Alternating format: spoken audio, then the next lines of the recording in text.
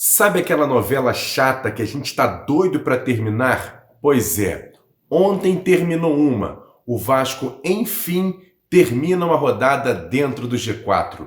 Até que enfim, aleluia! E aqui nesse Bom Dia Gigante vamos trazer muitos detalhes, inclusive sobre a questão de reforços do Vasco na próxima janela, detalhes importantíssimos. Você fica ligado aqui nesse Bom Dia Gigante. Mas antes, a nossa vinheta.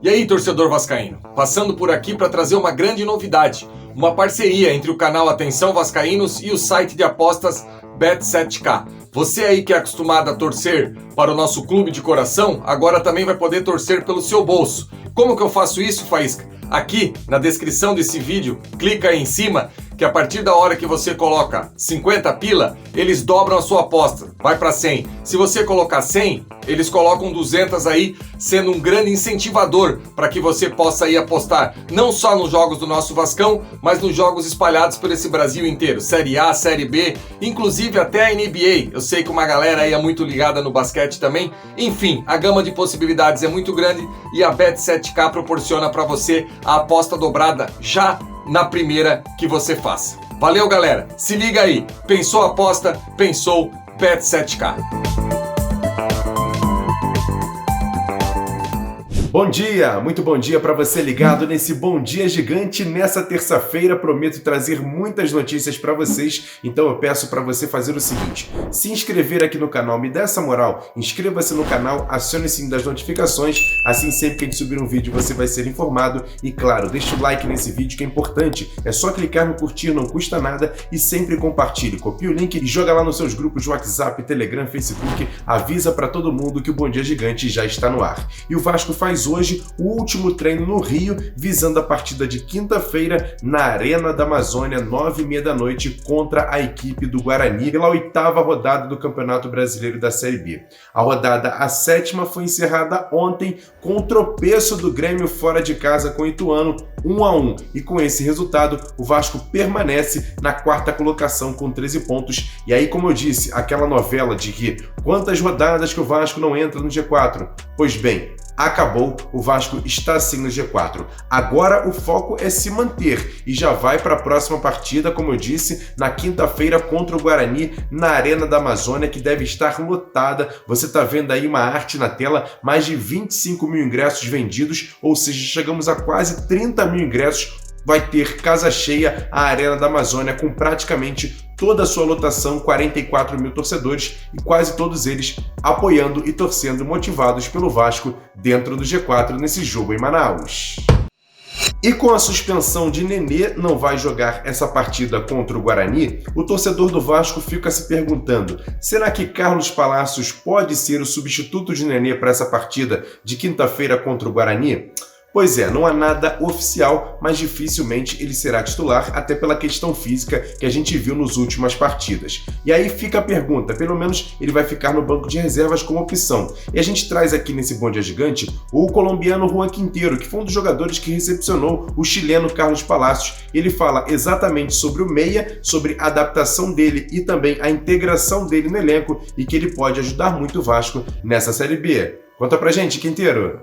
O Pala é um pouco mais calado, sabe? É mais tranquilo, é mais na dele, mas é um cara que dentro do campo a gente, o que vê até agora, ajuda muito, tem muita personalidade para jogar. É totalmente diferente do que fora do campo, sabe?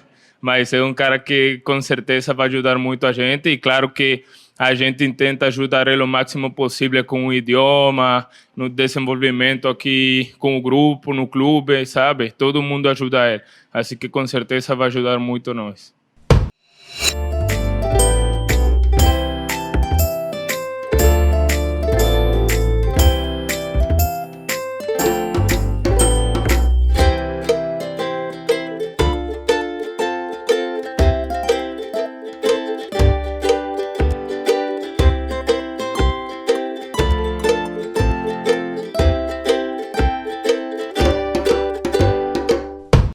E o o técnico Zé Ricardo deu uma entrevista ontem ao programa Tá na Área do Sport TV e falou sobre vários assuntos, inclusive a gente traz aqui nesse Bom Dia Gigante ele explicando a questão do posicionamento ideal para o atacante Figueiredo e também para o chileno Carlos Palacios. Com vocês, Zé Ricardo. São jogadores que atuam... Primeiro falo do Figueiredo, ele realmente jogou a Copa São Paulo de forma mais centralizada, mas conversando com o pessoal da base, né? Sempre me dando muitas informações sobre os atletas que sobem, né? Eles me confidenciaram que até o ano passado o Figueiredo fez muitos jogos jogando pelo lado, e quando ele retorna da Copa São Paulo e tem um período de descanso, né? A gente conversa com ele, dando a ele também a condição, a visão do que a gente esperava dele. Ele falou, não, professor, pode me colocar ao lado, porque eu também joguei bastante tempo assim. Entendemos que o Palácio, quando ele chega, é uma necessidade de recondicionamento, ele está fazendo essa etapa muito bem feito, e que também numa conversa, na anamnese pré-início dele de trabalho, a gente conversa com ele e ele se coloca à disposição também de jogar pelo lado, mas se sente mais à vontade jogando atrás do atacante.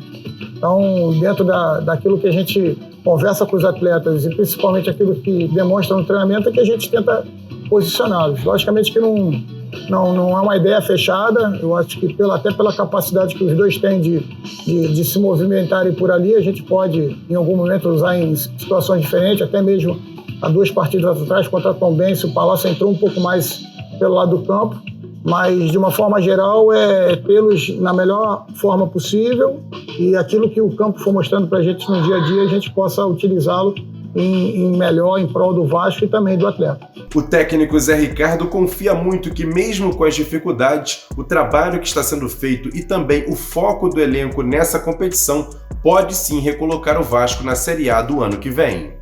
A gente não sai de casa para fazer nada que for melhor, né? E isso é o nosso papel ali. Às vezes as coisas não acontecem, mas devagarzinho o clube está buscando o seu espaço. Eu acho que o mais importante numa Série B, assim como na Série A, é você se manter sempre próximo ali do topo, né? O importante é realmente no final dessa corrida aí a gente está lá entre os 4 e o trabalho está bem no início, recebemos muitos atletas. A diretoria, a presidência está trabalhando bastante. A gente tem uma comissão técnica super competente lá no Vasco da Gama, todos trabalhando para o melhor dos atletas. Os atletas percebem isso, eles chegam ao trabalho com muita vontade, muito comprometimento, e isso está se transformando, está se transferindo para o campo. Eu acho que aquela vibração ali é um pouco de tudo aquilo que é nossa equipe realmente. Uma equipe de homens super comprometidos com a causa do Vasco. E, logicamente, que se a gente não conseguir dar espetáculo, e a gente sabe que a Série B é muito difícil, certamente a equipe pode esperar isso. Comprometimento, lealdade ao clube, lealdade à causa.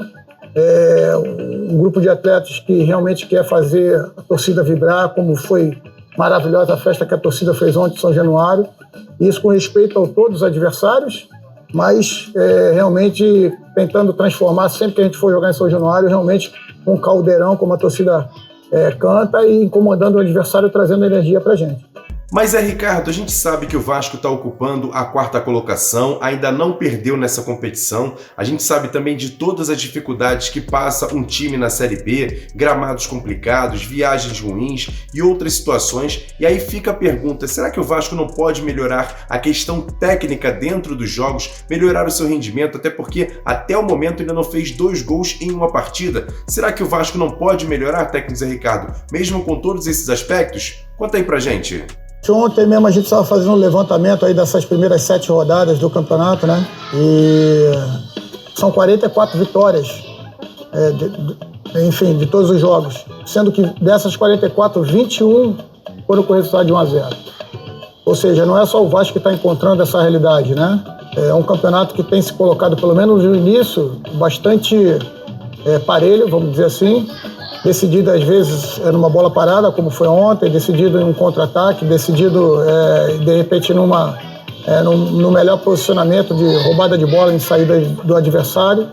E logicamente que a gente quer melhorar e a gente precisa melhorar. A gente tem consciência que a gente precisa melhorar na construção do jogo, na saída de bola, no terço ofensivo. A gente está buscando essas soluções Mas, como você falou, pelo menos nesse início de competição é importante a gente pontuar. Depois do empate na estreia contra o Vila Nova, a gente sabia que essa sequência de 3 jogos em casa era importante a gente pontuar cheio, para a gente tentar minimizar esses empates que tivemos, né? E graças a Deus, contra a Ponte, contra o CSA e ontem contra o Bahia, a gente conseguiu fazer 100% de aproveitamento. Agora é a gente tentar manter essa regularidade. Vamos ter um jogo super difícil contra o Guarani lá em Manaus. A gente espera que a torcida certamente nos apoie, como vai apoiar, como sempre apoiou o Vasco lá em Manaus.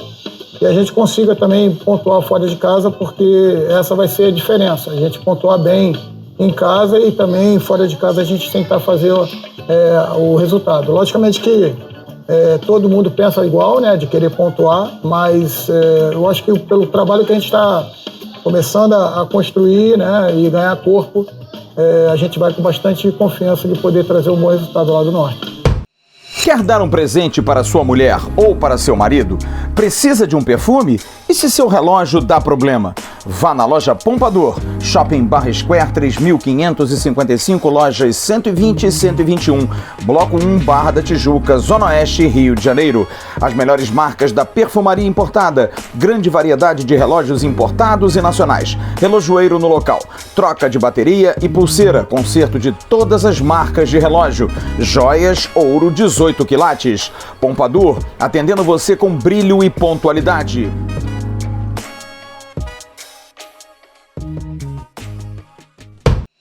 E para fechar esse Bom Dia Gigante, vamos trazer o executivo de futebol do Vasco, Carlos Brasil. Ele deu uma entrevista ontem ao podcast do GE e falou sobre vários assuntos. Em um deles, ele explica como foi a contratação por parte do Vasco do meia chileno Carlos Palacios. Bom, o Palacios surgiu, mesmo com essa dificuldade, como uma oportunidade de mercado, né? Vamos dizer assim. Era um jogador que tinha se destacado muito no Chile, na seleção chilena, no time anterior que ele jogou, e por isso foi contratado por um valor substancial pelo Internacional, né? Infelizmente, não houve uma adaptação do jogador lá, e isso gerou uma oportunidade para o Vasco de contratação. Nós levamos o assunto para a diretoria, levamos o assunto para a 777, e houve a disponibilidade financeira para a contratação, né? Já que havia ali uma oportunidade realmente, naquele momento, uma oportunidade de mercado.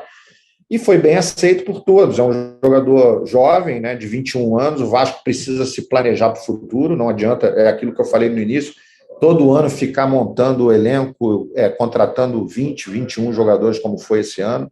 Isso não é o normal, não é o ideal. Não se atinge resultados positivos dessa maneira, né? Então a gente sabe disso, foi uma necessidade, mas o Vasco precisa acabar com essa necessidade em médio e longo prazo, né? Precisa trazer jogadores que tenham um potencial de, no futuro, fazer uma equipe forte, né? O Palacios já é um menino de 21 anos, está num processo de adaptação no Vasco.